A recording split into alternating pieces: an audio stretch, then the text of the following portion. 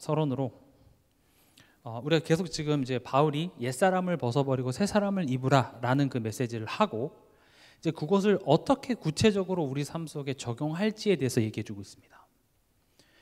지금 옛사람을 벗어버리고 새 사람을 입으라라는 것은 애초에 새 사람한테만 할 수 있는 이야기입니다. 우리가 옛 것을 자꾸 벗어서 새 사람이 되는 게 아니라 새 사람이기 때문에 옛사람을 벗으라고 얘기합니다. 더 쉽게 말하면 더 이상 너네는 애굽의 노예가 아니기 때문에 노예같이 굴지 마라, 이렇게 얘기를 하는 것이죠. 그게 광야의 목적입니다.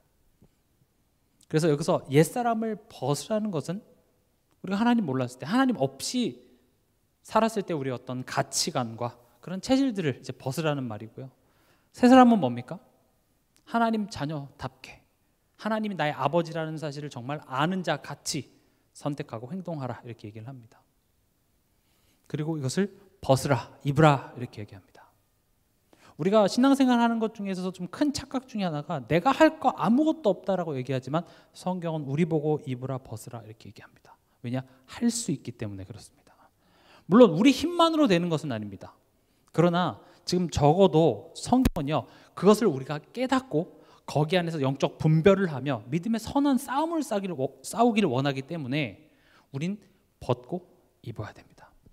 그래서 그 첫 적용이 지난 시간에는 분을 내어도 죄를 짓지 말고, 또 해가 지도록 분을 품지 말라, 사단에게 틈을 주기 때문이다, 이렇게 얘기했습니다. 그럼 오늘은요, 다시 도둑질하지 말고 돌이켜 수고하여 선한 일을 하라, 이 제목인데요. 그럼 우리가 이제 벗어야 할 것, 그게 오늘 본문으로 보면 다시 도둑질하지 말라, 이게 벗어야 할 것이겠죠. 그럼 뭘 입어야 됩니까? 입어야 할 것은 자기 손으로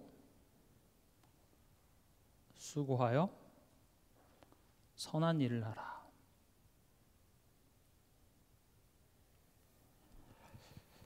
목사님 뭐 도둑질하지 말라 뭐 이런 당연한 이야기를 하시나요?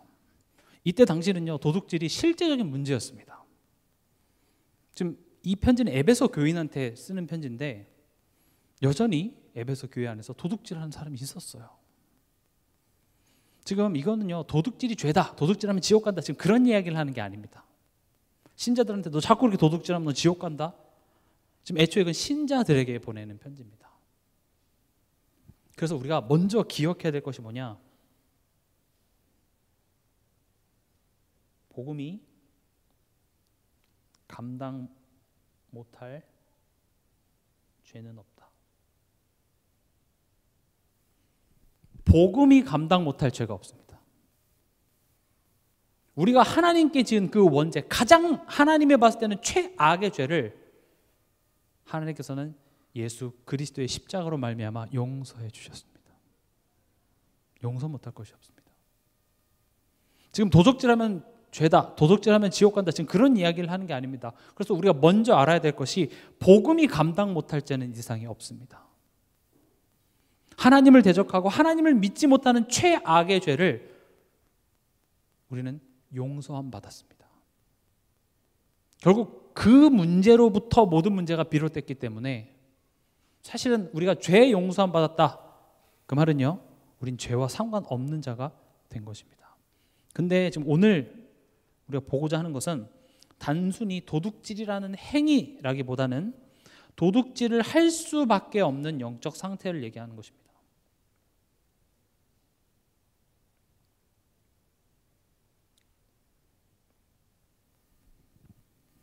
지금 어떤 영적 상태냐면 도둑질하는 게 잘못된 건지도 모르고 또 그걸 잘못된 걸 알아도 또 다시 도둑질을 할 수밖에 없는 상태. 심지어 이때는 어떤 일이 있었냐면요, 야, 그래, 예수님이 회개하면 다 죄 용서해 준다 그랬어. 그래서 도둑질하고 교회 와서 회개해요. 내 죄를 용서해 주시옵소서. 회개했잖아요. 그 다음에 이제 뭐 해요? 다시 도둑질하러 돌아가는 거예요. 여러분, 이 모습을 믿는다라고 얘기할 수 있습니까? 지금 좀 더 쉽게 가져와 볼게요. 애굽에 노예되었다가 이제 해방이 됐어요. 자유인이 됐어요. 근데 그럼 이제 노예 체질들을 버려야 되거든요. 내가 노예같이 살아도 하나님은 날 다시 애굽으로 안 보내. 우린 애굽에서 이미 나왔어. 맞는 말이에요. 근데 또 내가 다시 노예의 가치, 노예 근성을 가지고 살아가는 것은 지금 내가 다시 노예가 되냐 안 되냐의 문제가 아니라 너가 지금 출애굽했다는 것이 하나님의 백성이 되고 자유인이 됐다는 것을 모르는 문제가 되는 거예요. 지금 신자에게 너 도둑질하면 지옥 간다를 얘기하려고 하는 게 아니라 도둑질할 필요가 없다는 걸 얘기하는 겁니다. 또 이따 뒤에서도 이 도둑질이라는 것이 단순히 윤리적이지 못하고 도덕적이지 못한 그런 행동보다 더 깊은 내용들을 포함하고 있습니다. 도둑질을 할 수밖에 없는 그런 영적 상태를 우리가 깨닫는다면 도둑질할 필요가 없구나라는 것을 깨닫게 되죠. 광야를 가면서 그래서 하나님께서 모세에게 10계명을 주셨습니다. 지금 부목사님 왜 자꾸 율법을 가리키시지 싶지만요. 지금 바울이 에베소서 1장부터 3장까지 복음의 본질적인 너는 더 이상 허물과 죄로 죽었던 너희를 살리셨고 너는 외인이 아니라 그리스도 안에서 새로운 피조물이 됐고 이런 이야기를 하면서 이제는 본격적으로 우리의 삶에 대해서 이야기를 하고 있는데 그 삶에 대한 내용을 보면 10계명을 이야기를 하고 있어요. 10계명은요. 지켜야 구원받으니까 준 게 아니에요.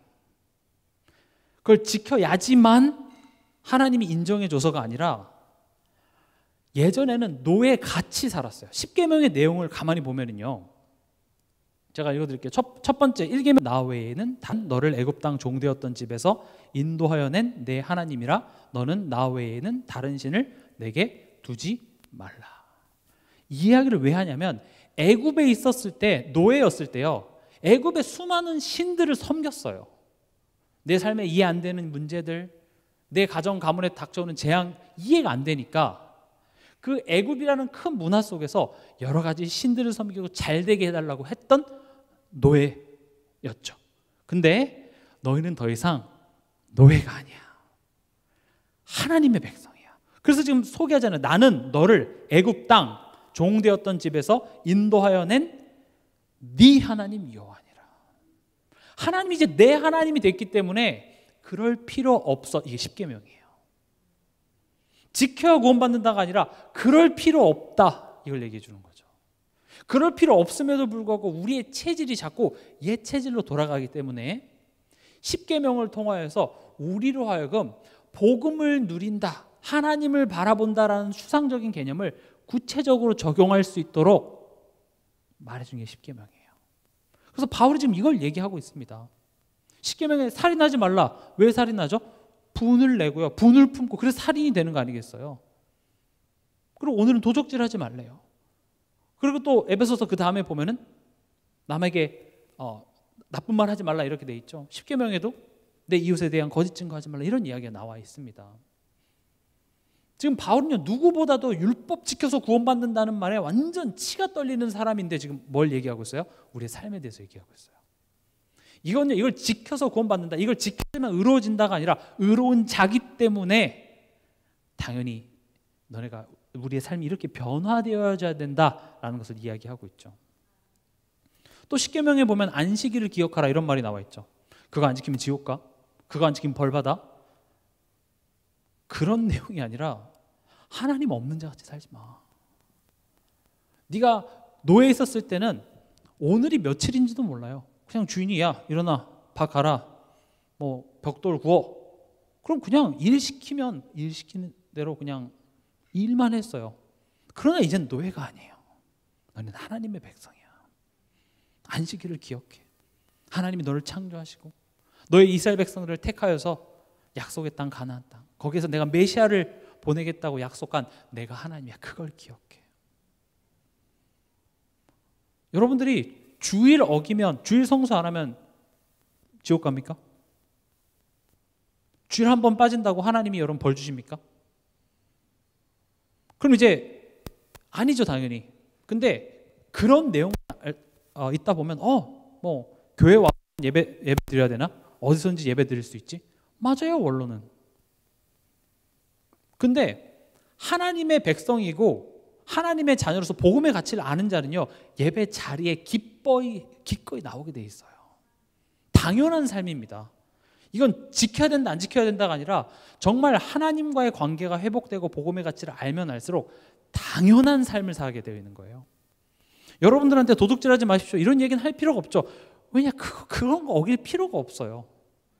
예전에 우리나라가 굉장히 못 살았을 때는 그런 도둑질 이런 게 많았죠. 유럽 이런 데 가면은요, 소매치기가 정말 많습니다. 우리나라 같이 안전한 나라가 없어요. 근데 대부분 그런 소매치기를 하고 도둑질을 하는 사람들의 특징이 누구냐면 잘 사는 현지인들이 아니라 불법 이민자들 또는 난민들. 왜냐면 나는 돈이 없으니까요. 그러니까 훔쳐야만 해요. 그러나 우리는 요즘에 그 무인 이런 거 많이 생기잖아요. 무인 아이스크림 집이라든지 요즘 무인 카페도 많이 생기더라고요. 그럼 우리 그거 안 훔쳐갑니다. 왜 안 훔쳐가죠? 그 400원, 500원짜리 훔쳐서 내가 잃을 게 더 많잖아요. 차라리 안 먹고 말지. 다시 말하면 내가 가치를 알아서 그래요. 훔쳐하지 마세요 이런 이야기를 할 필요가 없어요. 굳이 그걸 내가 뭘 훔쳐? 내가 내 돈 주고 사 먹고 이렇게 되는 거죠. 없으면 그냥 안 먹죠. 지금 내가 돈이 없는데 너무 더워. 너무 더우니까 아이스크림 먹어야지 하면서 그냥 훔쳐오십니까? 어린애들이나 그렇지, 아니면 좀 정신이 이상한 사람들이나 그렇지, 우리는 그렇게 하지 않아요. 다시 말하면 지금 이런 것들은요, 지키라 마라가 아니라 당연히 그 가치를 알고 하나님이 어떤 분이신지, 내가 하나님의 자녀라는 그 가치를 알면 알수록 당연히 우리 삶 속에 이렇게 돼야 되는 거예요. 그래서 지키라고 얘기하는 것이 아니라 당연히 살아야 될 삶의 모델을 보여주시는 것입니다. 그래서 예수님께서도 마태복음 5장 17절에 내가 율법이나 선지자를 폐하러 온 줄로 생각하지 말라. 폐하려 온 것이 아니요 완전하게 하려 함이라. 그러니까 저도 처음에 이제 입영 통지서를 받고 군대에 들어갔어요. 저는 진짜 군대 들어갈 때 아무것도 안 가져갔거든요. 시계 하나 사갖고 들어갔는데 보니까 애들 폼 클렌징, 샴푸 다 갖고 들어오더라고요. 저는 그때 5주 동안 정말 비누로 다 했어요. 심지어 비누로 이빨 닦을 뻔했어요. 진짜 비누로 머리, 세수 다. 근데 애들은 보니까 폼 클렌징 꺼내서 하더라고요. 근데 이제 처음에 군대 가서 이렇게 옷 입고 격리하고 이런 게 너무 힘들더라고요. 지켜야 될 게 너무 많아. 한 번은 가는데 제가 이제 세면백을 이렇게 들고 가다가 충성 이렇게 했는데 제가 왼손으로 한 거예요. 왜냐면 오른손에 전 세면백을 들고 있으니까 충성했는데 그거 엄청 혼났어요. 알고 보니까 사람들이 다 왼손, 모든 물건은 다 왼손으로 들고 여기는 항상 이렇게 격리를 언제든지 할 수 있도록 비워놔야 돼요. 야, 이쪽으로 하든 이쪽으로 하든 똑같지 않나? 저는 그렇게 생각했어요. 그런데 너무 좀 이상하더라고요. 그리고 가면은 이제 모든 그 문장의 끝을 단아가로 해야 되잖아요. 뭐 했습니다. 뭐 했습니까? 이렇게 해야 되는데 알겠어요. 이러면은 이제 맞는 거예요. 그리고 왜 지켜야 되고 너무 힘들더라고요. 그러니까 신병이니까 그런 걸 하나하나 지키는 게 너무 힘들더라고요. 그리고 압존법이니 뭐가 이렇게 많은지. 근데 참 상병쯤 되니까 이게 자연스러워요.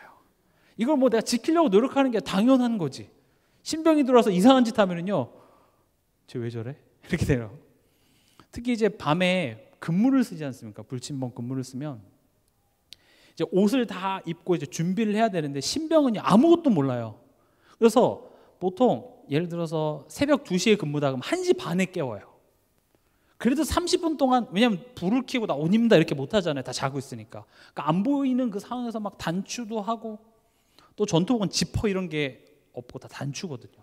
왜냐면 비상시에 자크 고장나면 안 되잖아요. 그래서 다 단추예요, 단추. 그러니까 단추를 막 엄청 많이 잠그고 이래야 되니까 나중에 이렇게 밝은데 신고하러 보면 단추가 막 다 이상하게 잠겨져 있고 이래요. 그러니까 30분을 막 해도 이상해요. 근데요, 병장들은요 30초면 됩니다. 그러니까 미리 30분 전에 병장 깨면 혼나요. 왜 벌써 깨요? 그리고 30초 전에 딱 일어나서 다다닥 하면 벌써 병장 왜 안 하고 아직도 준비하고 있어? 이렇게 되는 거예요. 무슨 말씀을 드리고자 하냐면 이걸 처음에는 내가 군인이기 때문에 당연히 해야 될 것들이에요. 당연히 처음에는 어색합니다. 그러나 그것들이 익숙해지면요 당연한 게 되는 거예요. 우리가 하나님의 자녀가 됐습니다. 하나님의 자녀가 됐다라는 것은 죽어서 천국 간다만을 의미하는 것이 아니라 이 땅에 살아가면서 세상 사람들, 즉 하나님 없이 살아가는 사람들과는 다른 가치관을 가지고 살아가요. 우리가 추구하는 것, 우리가 상황을 바라보고 분석하는 것, 또 사람과의 관계 속에서 우리가 무엇을 느끼고 생각하는 게 세상 사람들과는 다른 가치관을 가지고 살아가는 것을 보고 그리스도인 이렇게 말합니다. 근데 문제는 어디서 발생하냐면 그리스도인인데 여전히 세상의 가치관을 가지고 살아가려고 하니까 힘든 거예요. 심지어 하나님이 가만히 두시질 않죠. 군인이 됐으면 군인답게 생각을 해야 되는데 여전히 민간인의 생각을 가지고 보니까 이게 힘든 거예요. 그래서 지금 바울은 옛사람을 벗어버리고 새사람을 입으라 라는 내용을 가지고 이야기하는 겁니다. 이걸 잘못 해석하면요, 그래 다 끝났어, 그거 믿기만 하면 돼. 맞습니다. 근데 믿는다는 말이 머리로만 생각한다는 말을 의미하고 있지는 않아요. 성경은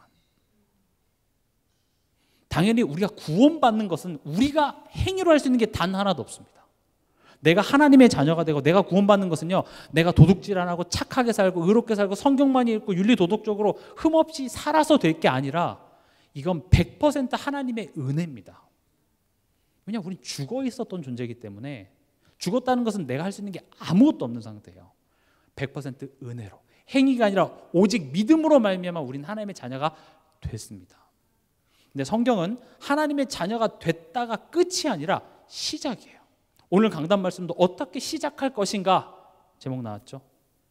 하나님의 창세전부터 나를 향한 그 어마어마한 하나님의 계획이 드디어 내게 성취되기 시작한 거예요. 그 드러나기 시작한 거예요. 그 시작이에요.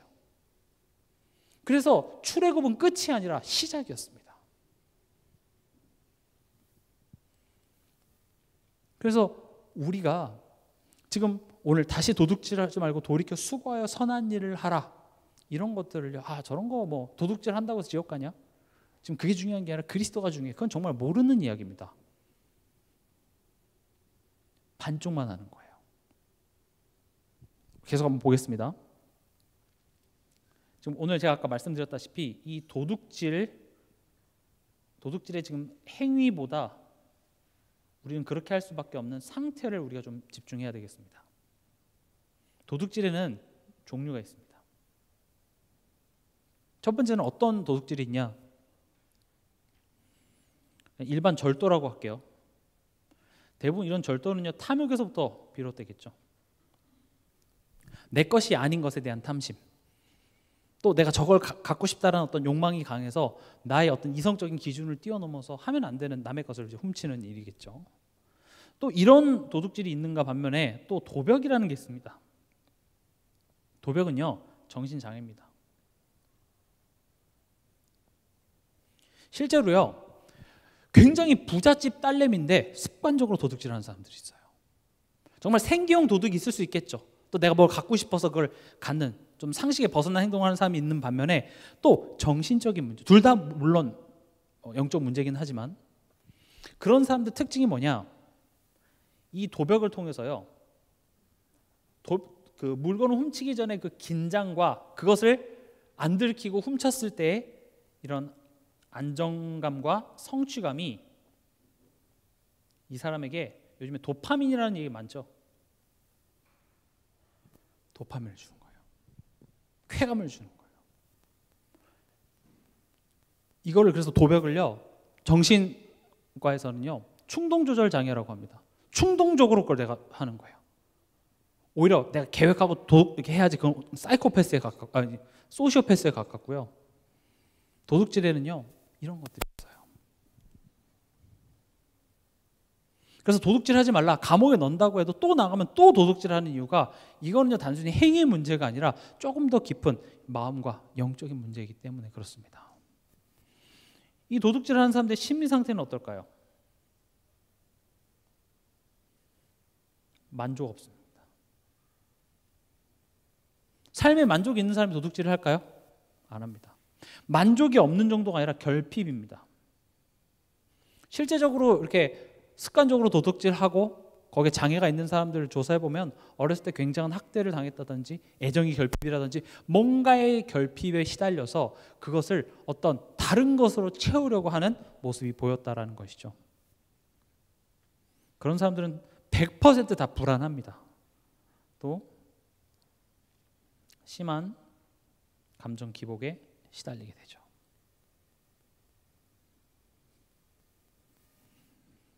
지금 도둑질 할 수밖에 없는 그 상태를 그냥 복음 모르는 일반 사람들도 인정할 수밖에 없는 그 팩트에서부터 영적인 것을 지금 들어오려고 지금 제가 이렇게 설명을 하는 겁니다. 지난 시간에는 화에 대해서 설명을 했죠. 왜냐? 우리가 안 믿는 남편에게 네 화내는 거 그거 사단이 하는 거야 그러면은 나를 사단같이 쳐다보면서 네가 날 화내게 한다 이렇게 얘기할 수 있어요. 물론 맞아요. 근데 이게 어떤 원리에서 하는지에 대해서 이해가 된 걸 가지고 사실을 가지고 또 그들이 동의할 수 있는 사실을 가지고 하나씩 설명해 가면서 결국 영적인 것에 다했다 이렇게 얘기하면 그들도 이해할 수 있거든요. 그래서 지금 이런 부분들을 얘기하는 것입니다. 거짓말하는 도둑질하는 사람의 육신의 상태는 어떨까요?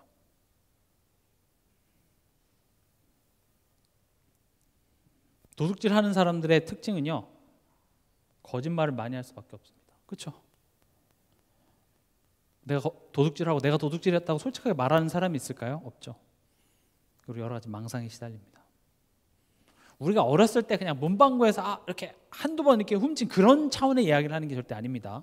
그리고 오늘 지금 이 본문은 도둑질 한 번 한 거 갖고 좀 뭐라고 하는 것이 아니라 뭐라고 되어 있습니까? 도둑질하는 자는 다시 도둑질하지 말래요. 지금 왜 이런 말을 하냐? 상습적으로 도둑질을 계속하는 거예요. 도둑질이 잘못됐다는 것을 모르기도 하고 알아도 내가 주체할 수 없어요. 내가 뭘 원하면 그걸 가져야만 해요. 지금 그걸 얘기하는 겁니다. 그런 사람들의 특징이 뭡니까? 굉장히 나중심적입니다. 그렇잖아요. 도둑질이라는 게 애초에 뭡니까? 다른 사람의 것을 수단과 방법을 가리지 않고 내 것으로 취해서 나를 위해서만 행동하는 사람이잖아요. 그런 사람은요, 다른 사람과의 사회성이 굉장히 떨어질 수밖에 없습니다.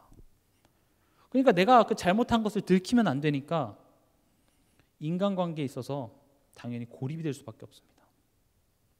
사회성이 굉장히 결여될 수밖에 없는 것이죠.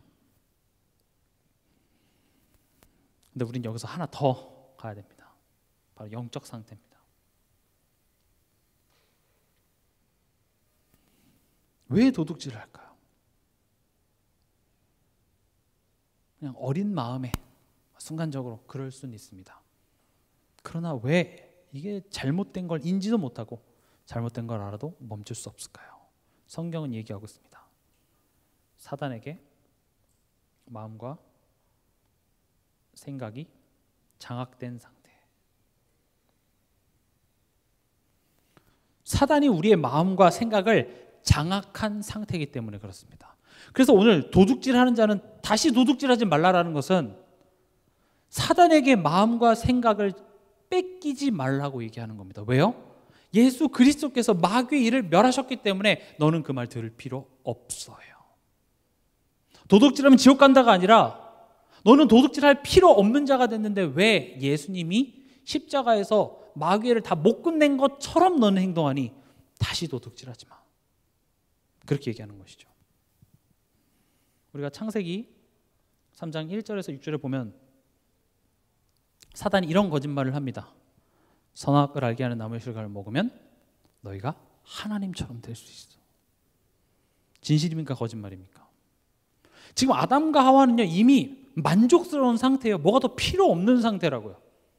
근데 하나님처럼도 되면 좋지 않을까? 그래서 이 선악과로 하나님을 대신합니다.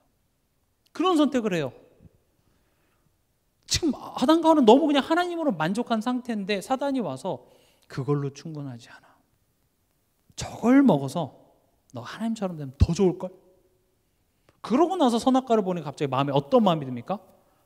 보암직도 하고 먹음직도 하고 지혜롭게 할 만큼 탐스럽기도 한 나무인지라. 우리가 도둑질을 할 때 어떤 마음이 들죠? 물론 여기 계신 분 도둑질 태어나서 한 번도 안 하신 분들이 대부분일 테니까 도둑질 할 때 그 마음에 탐심이라는 게 생깁니다.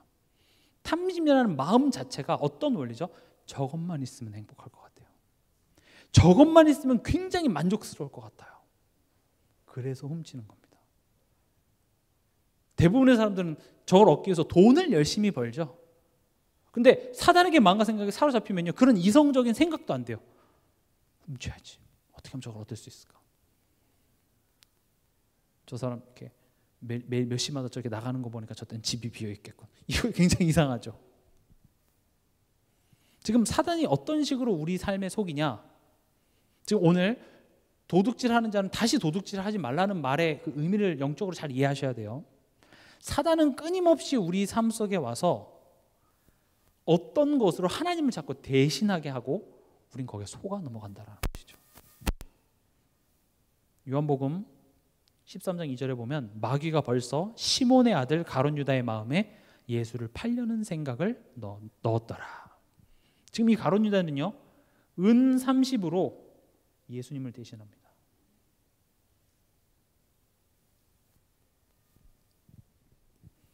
나는 내 삶 속에 무엇으로 지금 하나님을 대신하고 있습니까? 지금 이 질문에 자유로울 수 있는 사람은 단 한 사람도 없습니다. 우린 하나님으로 만족합니다라는 입술의 고백은 많이 할 수는 있으나 실제로 그게 만족스럽진 않습니다. 하나님이 정말 만족스럽지 않은 분이라서가 아니라 우린 하나님에 대해서 굉장히 오해하고 있고 하나님을 잘 모릅니다. 그냥 지금 당장 내가 원하는 걸 주지 않으면 난 하나님이 싫어요. 우린 이거밖에 고백하지 못하는 믿음의 어린아이와 같습니다. 그래서 하나님은 얘기하는 겁니다. 도둑질하는 자는 다시 도둑질하지 마. 다시 말하면 너의 마음과 생각을 사단에게 뺏기지 마. 그래서 답이 안 되는 것을 가지고 하나님을 대신하지 마 이렇게 얘기합니다. 그게 하나님이 대신할 수 있으면 좋겠죠. 대신되지가 않아요. 더 큰 문제는 뭡니까? 만족이 안 되는 거 알아요. 하나님 대신할 수 없는 건 아는데도 불구하고 나는 이걸 버릴 수가 없는 거예요. 이게 도둑질하는 자의 영적 상태입니다. 그럼 우리 이렇게 질문할 수 있습니다. 목사님, 저는 도둑질 안 하는데요. 그럼 이걸 어떻게 개인으로 적용할 수 있을까요?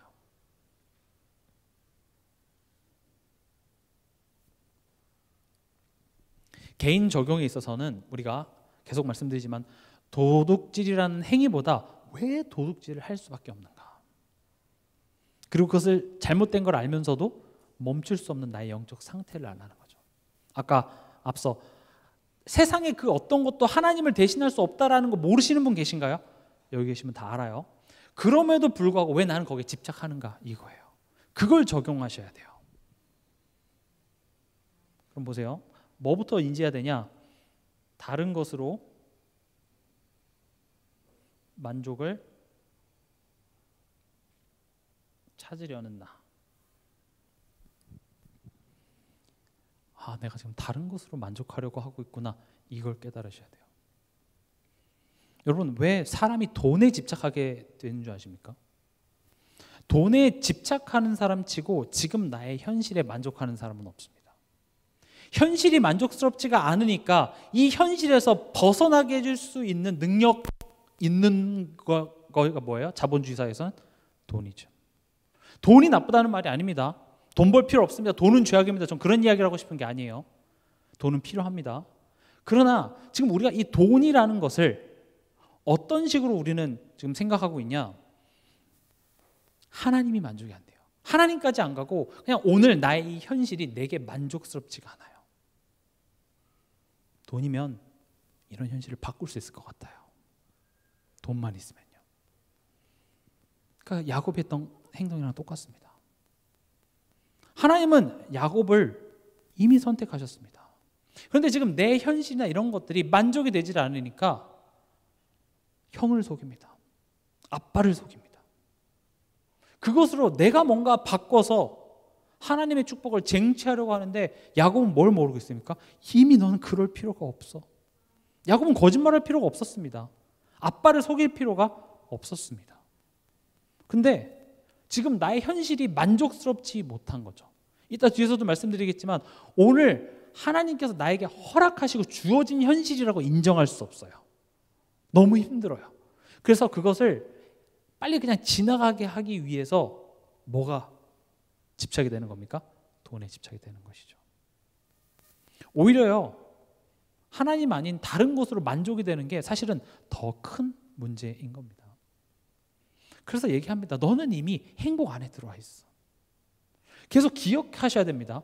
그것을 내게 들려주지 않으면요, 우리 삶 속엔, 특히 우리가 지금 이 세상에 살아가고 있기 때문에 내 주변에 있는 사람들, 또 TV나 여러 가지 소리들은요, 너 지금 그렇게 살면 안 돼. 나의 현실이 굉장히 불행한 것처럼 몰아갈 거예요. TV만 봐도 연예인들 막 의리의리한 집에 살죠. 명품 옷 입고, 또 뭐 다른 집 가정들이나 다른 집 자녀들 보면 막 뭐 좋은 거 다 하는 것 같아서 뭐 좋은 데 보내면 좋죠. 근데 그걸 보고 나면 내 마음이 어때요? 아, 감사하다. 이게 되던가요? 굉장히 날 불행하게 만들어요. 이번 달 키워드가 감사잖아요. 우리는 언제 감사라는 걸 하냐면요, 쟤보다 내가 좀 잘 사는 거예요. 코로나 때 다 코로나 걸렸는데 난 안 걸렸어. 감사해. 뭔가 남들이 다 불행한데 나는 조금 더 그거보다 난 걸로 우리는 감사. 그러니까 우리 수준이 그거예요, 사실은. 남들 다 하는데 난 못하면 난 되게 불행하다니까요. 남들 뭐 가을에나 뭐 여름 뭐 이럴 때마다 뭐 해외여행 가고 놀러 가는데 나만 못 가네? 불행해요. 그러니까 만족 없게 계속 사다는, 너 만족 없어. 너 지금 불행한 거야. 아닙니다. 우리는 행복 그 자체, 하나님 안에 우리 인생이 붙잡혀 있습니다. 세상 그 어떤 거로도 바꿀 수 없고 얻을 수 없는 하나님의 사랑이 우리를 붙잡고 있습니다. 여러분은 행복자입니다. 하나님의 목적은 그겁니다. 아, 내가 행복자구나. 그래, 내가 어리석어서, 내가 연약해서 지금 이 현실을 보고 난 낙심밖에 못하지만, 그러나 사실은 뭐예요? 나는 행복자인 거예요. 거짓말은 뭡니까? 너 불행해. 너 지금 잘못하고 있어. 너 인생 헛살았어. 아닙니다. 우리는 행복자입니다. 우리의 연약함이, 나의 어리석은 선택들이 하나님이 내 인생에 담고자 하는 그 축복의 계획을 막을 수 없습니다. 하나님은 반드시 해냅니다. 성경을 보면 성경 인물들이 한 그런 실수를 가지고도 하나님은 하나님의 일을 해 나가십니다. 그렇게 인본주의 많이 쓴 야곱을 하나님은 이스라엘로 만들어내시죠. 형들이 요셉을 팔고 해도 결국 하나님은 요셉을 하나님이 원하시는 그 자리로 가져다 놓습니다. 하나님은 실수가 없으십니다. 그 실수가 없으신 하나님의 손에 내 인생이 지금 붙들려 있습니다. 그런 하나님, 여러분들을 먼저 사랑하시고 내가 자녀 좀 삼아달라고 부탁하지 않았는데 하나님이 나를 자녀 삼아주셨습니다. 나는 행복자입니다. 내 인생에 실패가 없습니다. 왜냐? 나의 운명은 예수님과 묶여있기 때문에 그렇습니다. 그걸 정말 믿으시는 자 같이 고백하고 선택하고 상황을 바라보길 원하시는 것이죠. 그리고 내가 하나님 노릇한다라는 것이죠. 도둑질이 뭡니까? 지금 없어요. 그래서 내가 그걸 해결하는 거예요. 내가 채워야 되는 거예요. 그러니까 내 수준에서 내가 그걸 채우기 위해서 하는 게 도둑질이에요. 어린애들이 엄마한테 용돈 달라고 하면 되는데 또 엄마가 용돈 안 줄 걸 아니까 그냥 친구들이랑 뭐 예전에 문방구 이런 게 있었죠. 문방구에 가서 훔치고 부모 없는 자 같이 하는 거예요. 그러니까 다시 말하면 내가 하나님 노릇한다라는 것은 하나님이 나의 필요를 모르시고 하나님이 나의 필요를 안 채워줄 거라는 것에 대해서 확신하고 있기 때문에 우리는 도둑질을 하는 겁니다. 마태복음 6장 31절에서 32절. 그러므로 염려하여 이르기를 무엇을 먹을까 무엇을 마실까 무엇을 입을까 하지 말라. 이는 다 이방인들이 구하는 것이라. 너희 하늘아버지께서 이 모든 것이 너희에게 있어야 할 줄을 아시느니라. 아멘. 이 말은 하나님 뭐 주세요 뭐 주세요 이런 기도 하지 말란 소리가 아닙니다. 너는 왜 내가 너에게 그게 필요하다라는 사실을 모르는 것처럼 하니? 내가 그걸 응답 안 해줄 것처럼 너 기도 안 하잖아. 이걸 얘기하고 있어요. 저는요, 이게 수준, 우리가 올해 주제가 자람이기 때문에 조금 성숙한 믿음을 많이 얘기해서 그렇지 우리 믿음의 수준이 그렇게 성숙하지 못할 때가 더 많아요. 그래서 여러분들이 기도할 때 너무 복잡한 기도하지 마시고요.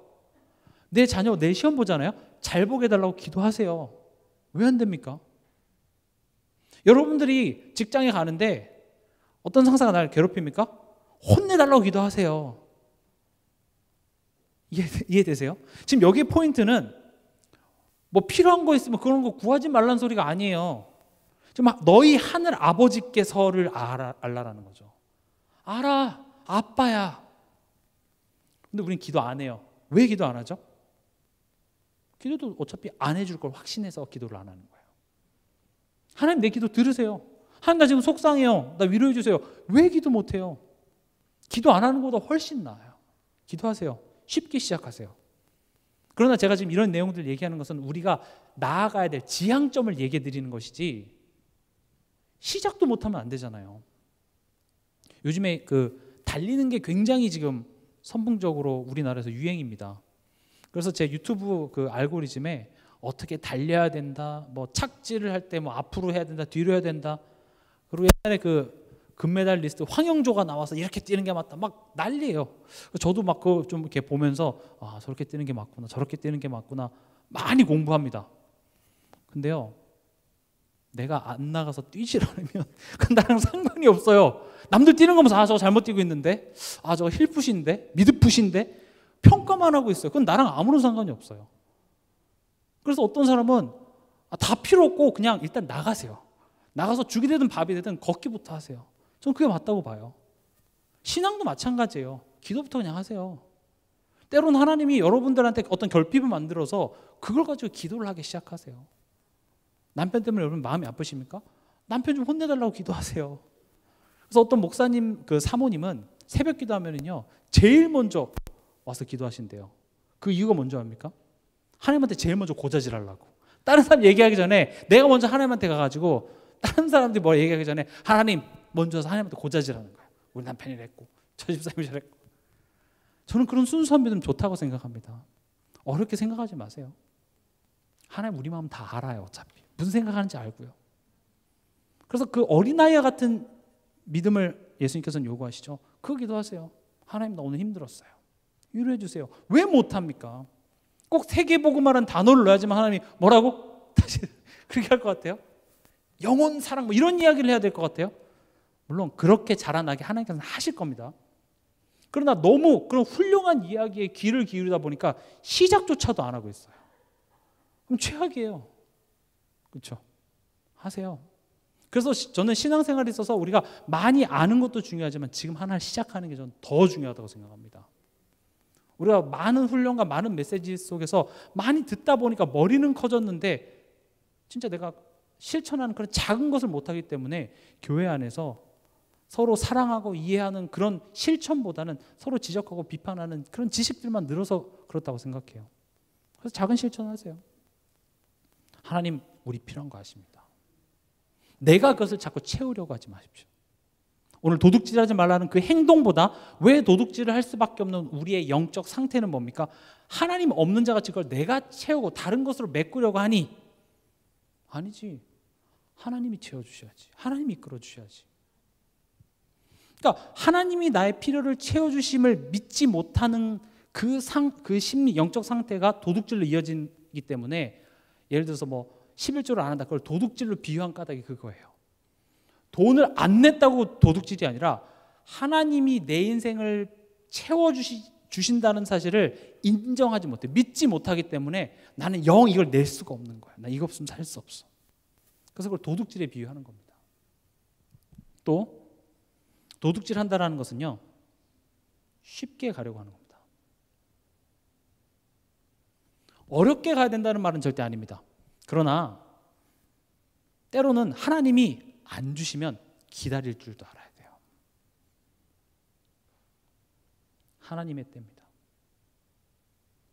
엄마가 아이가 뭐 사달래요. 엄마가 내일 사줄게. 근데 못 기다려요. 그래서 오늘 백화점에 가서 그 물건을 훔쳐옵니다. 되겠습니까? 아니죠. 기다려야 돼. 하나님의 때를 기다려야 돼요.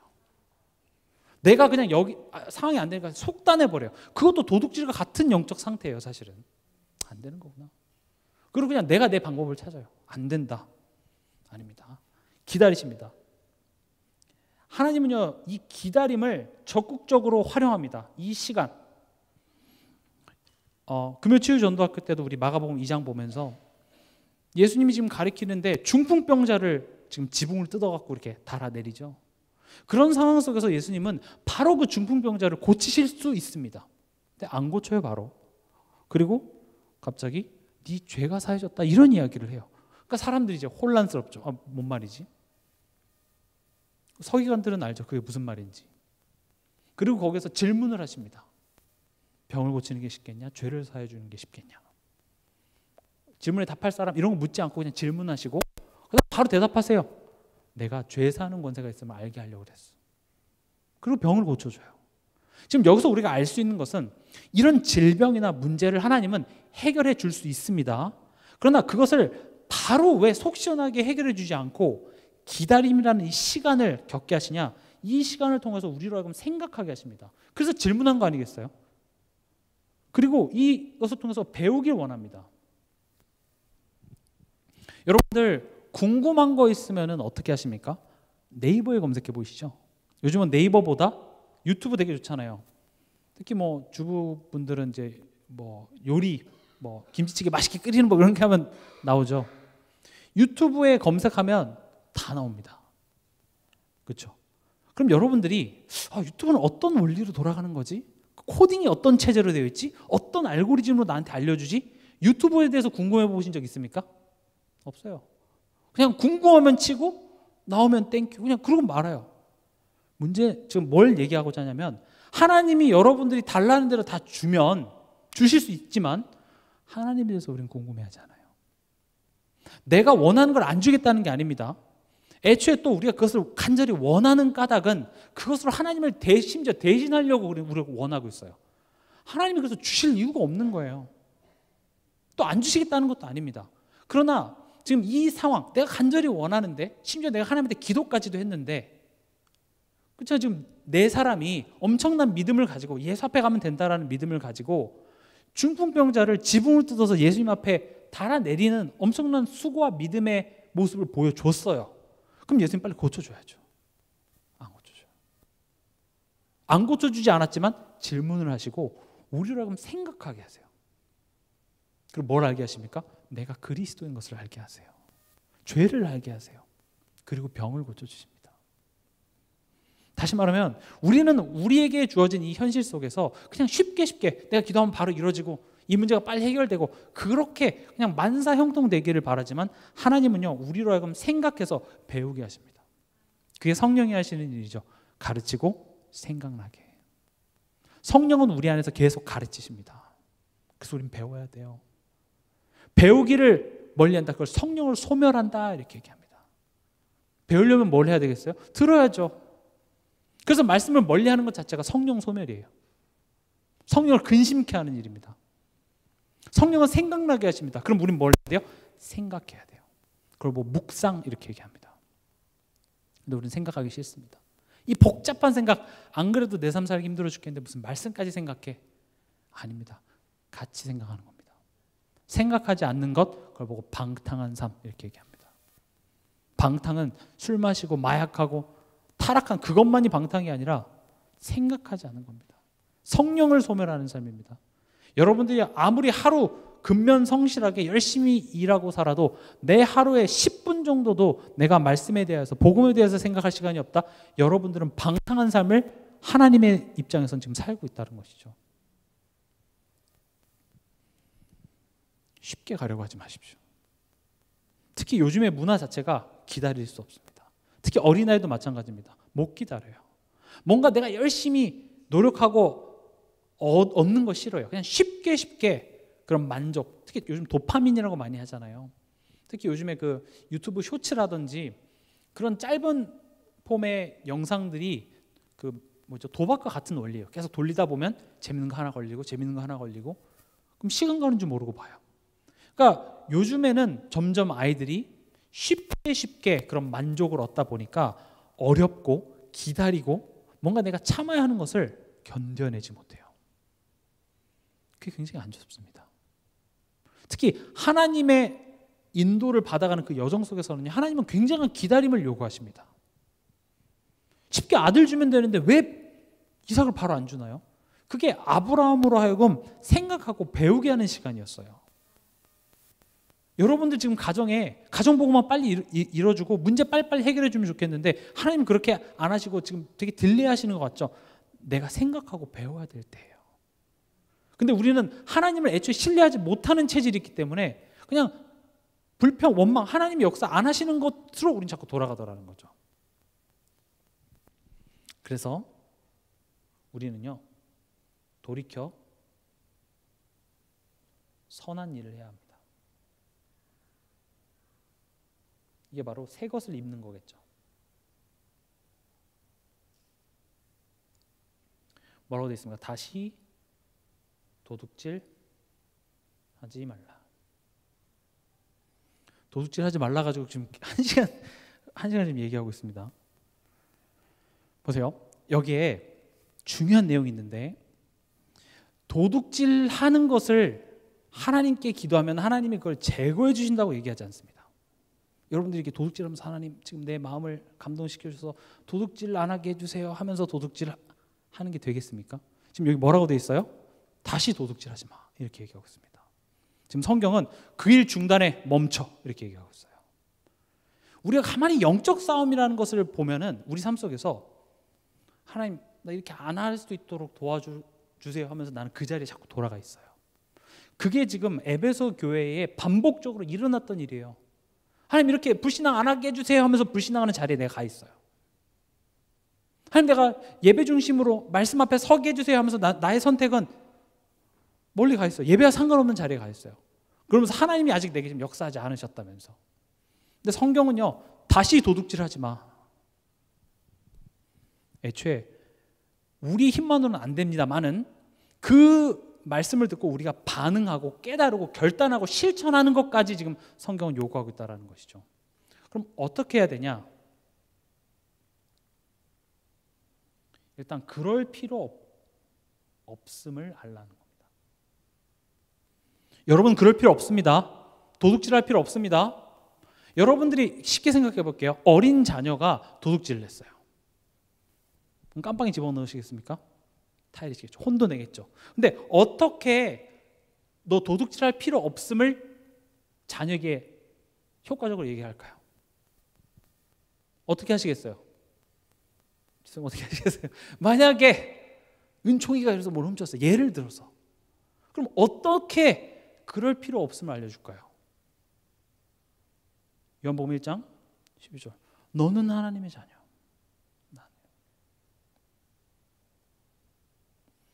아빠 자녀잖아. 그리고 심지어 용돈도 줍니다. 뭐 먹고 싶었어? 아빠가 용돈 이렇게 줄 테니까 다음부터 그러지 마. 그 아이스크림 600원밖에 안 하는 거 600원 맞죠?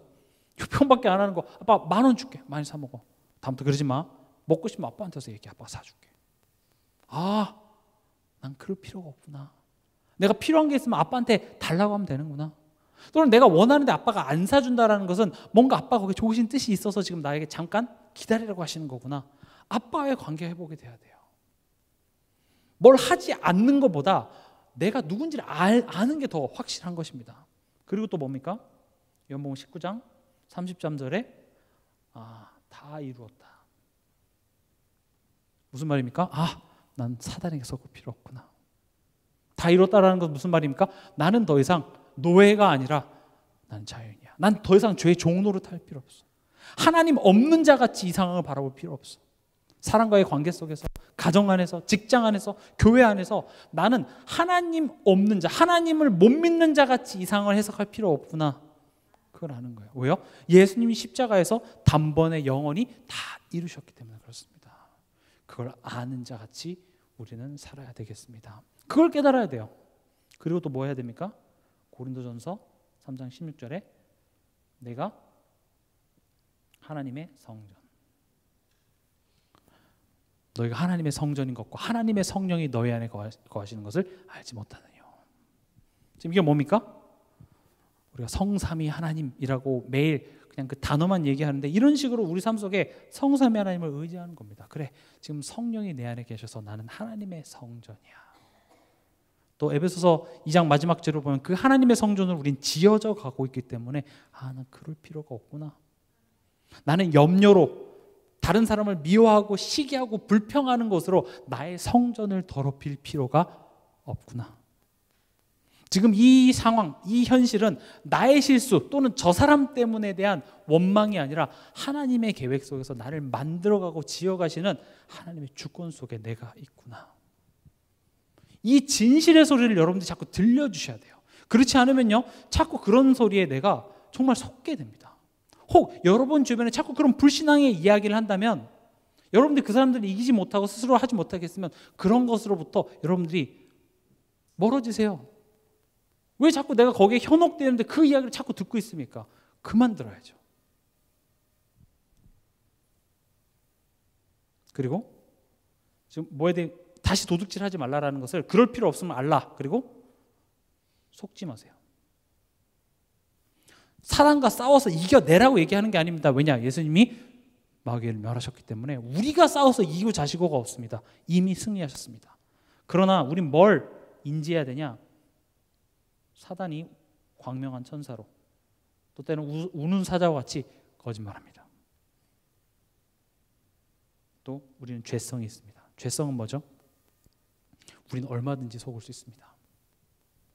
저도 직분은 목사지만 그리고 또 여러분들에게 옳은 소리를 많이 하지만 저도 하나님의 은혜가 없고 성령의 도우심 없으면 저도 얼마든지 타락할 수 있습니다.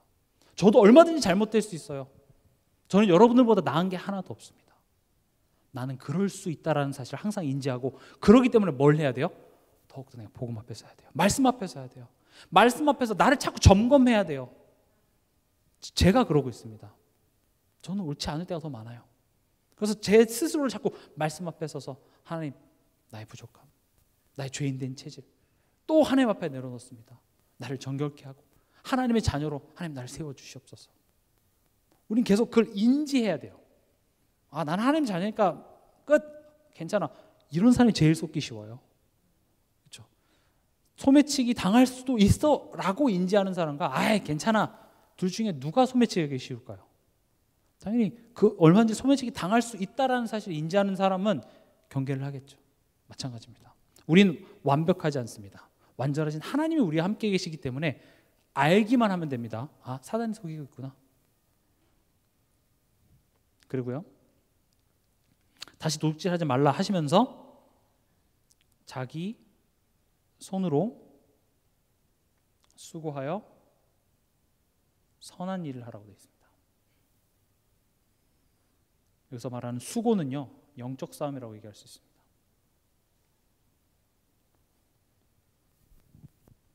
수고하는 농부가 이렇게 얘기하죠. 영적 싸움이라는 것은 우리가 믿음의 결단을 하고 도전하는 겁니다. 우리가 행위로 구원받는 거 아니야, 믿음으로 구원받아, 자꾸 이런 식으로 얘기하면서 아무것도 할 필요 없다고 얘기하는데 그건 틀린, 잘못 가르치는 겁니다. 여러분들이 계속 도둑질하는 자리에 있으면서 아, 하나님이 용서해 주시니까 괜찮아, 그건 틀린 겁니다. 물론 우리가 자꾸 그렇게 연약해서 그럴 수 있으나 그게 잘못된 것을 인지하고 자꾸 하나님을 바라보고 거기서 영적 싸움을 해야 돼요. 믿음의 결단을 해야 돼요. 말씀을 잘 듣지 못하면 내가 왜 자꾸 졸지? 그래서 전날에 일찍 자고 또 어떻게든 예배 시간에 내가 미리 와서 예배 드리고 뭔가 내가 예배에 집중할 수 있도록 뭔가 영적 싸움으로 결단해야지, 그냥 내가 와서 앉아 있을 테니까 하나님이 좀 잘 먹여줘 보시던가요. 그렇게 되는 게 아니에요. 이해가 되십니까? 아, 목사님이 설교가 길고 뭐 별로여서, 아닙니다. 그럼 내가 그런 부분에 있어서 영적 싸움을 해야 돼요. 그래서 결국 수고라는 것은요, 우리의 믿음의 결단입니다. 그리고 선한 일을 하라고 되어 있습니다. 선한 일은 우리 앞서 말씀드렸던 것처럼 여러분들이 삶 속에서 성삼위 하나님을 적극적으로 의지하시기 바랍니다. 그리고 우리의 가정, 업, 또 모든 만남, 사건, 이거 하나님께서 허락하셨. 이거 기억하세요. 하나님이 허락하신 겁니다. 이 하나님이 허락하셨다는 사실을 인지 못하고 그것을 내가 결핍으로 받아들여서 내가 해결하려고 하다 보니까 그게 도둑질로 이어지는 것이거든요. 바울도 내가 빈곤에 처할 줄도 안다 그랬습니다. 때론 없는 것이 하나님의 뜻이라면 그 없음 속을 내가 살아낼 수도 있어야 된다는 말입니다. 꼭 없어야 된다는 말이 아니라 때로는 억울한 순간들이 있습니다. 요셉이 그랬죠. 그 억울함을 살래요. 그런 인물도 많았죠. 다니엘도 포로로 잡혀가서 억울함 속에 사자굴로 들어가는 그 시간을 겪어가래요. 겪어야죠. 우리 힘만으로는 안 됩니다. 그래서 하나님 내게 힘 주세요. 하나님이 허락하셨다면 순종하고 갈 수 있는 믿음을 더하여 주시옵소서. 그리고 가난한 자 구제, 이 얘기 나오죠. 지금 이 성경 구절이 조금 오해할 수 있습니다.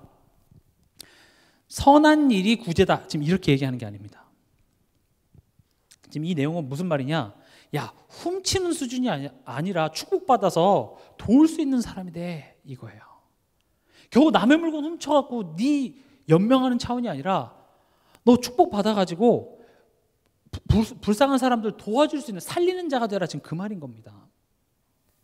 다시 말하면 여러분들이 정말 겨우 하나님의 자녀 되는 수준이 아니라, 죽어서 천국은 가겠네 수준이 아니라, 정말 이 땅에서 하나님이 주신 그 천국에서만 천국의 축복을 누려서 그 열매로 오히려 살리는 자가 되십시오. 남을 돕는 자가 되십시오. 나 혼자 겨우 살아나는 정도가 아니라 내가 또 다른 사람들에게 복음의 선한 영향을 끼치고, 불신앙과 원망 속에 갇혀있는 자들에게 내가 빛을 비출 수 있는 영적으로 우린 부요한 자가 되라, 이것입니다. 결론입니다. 오늘 강단의 말씀의 제목, 나는 어떻게 시작해야 하는가.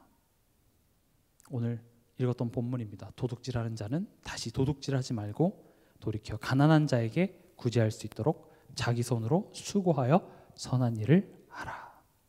이렇게 시작하시기 바랍니다. 여러분은 하나님의 자녀입니다. 하나님이 여러분들의 삶을 통하여서 굉장한 것들을 이뤄내시고자 합니다. 그것을 모르는 자같이, 안 믿는 자같이 선택하고 상황을 바라보지 않고, 이번 한 주간 그것을 정말 알고 믿는 자 같은 선택을 하는 한 주간 되시길 주님의 이름으로 축원합니다.